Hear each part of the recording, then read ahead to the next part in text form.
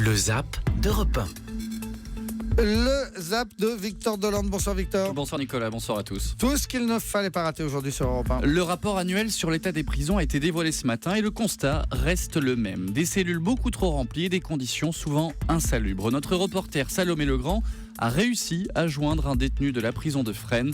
Il vit avec 2 autres prisonniers dans une cellule de 10 mètres carrés. On n'a que 3 douches par semaine, on a uniquement de l'eau froide, on a des rats qui se baladent à côté de nous en promenade. Après, bien sûr, on est conscient qu'on n'est pas là pour être en vacances, on est là pour être puni, mais on demande au moins des conditions décentes.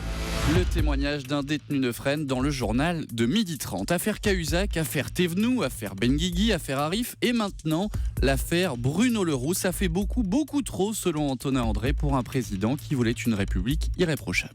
Cet épilogue est cruel. Il s'agit de Bruno Le Roux, l'ami du président, un homme qui pleurait d'émotion le soir de son élection en 2012. Cruel épilogue parce que l'ambition atteignable de François Hollande était de faire de sa présidence une présidence exemplaire et il a échoué. L'édito politique d'Antonin André que vous retrouvez tous les matins à 7h40. Hier, on a appris le décès du socialiste Henri Emmanuelli, l'un des mentors de Benoît Hamon. En déplacement à Bruxelles, le candidat socialiste a eu beaucoup de mal à contenir sa peine. Là où il est, je m'imagine grommeler en se disant « tais-toi, maintenant t'en as déjà assez dit », mais je veux lui dire combien il me manque et il nous manquera. L'émotion de Benoît Hamon après le décès d'Henri Emmanuelli dans le journal de 6h. Jusqu'ici, il était simplement recommandé.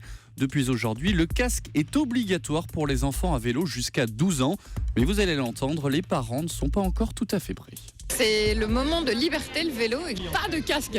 Non, déjà au ski et tout, c'est trop là. Nous, on n'a pas mis de casque, on ne va pas obliger les enfants à être surprotégés à notre époque.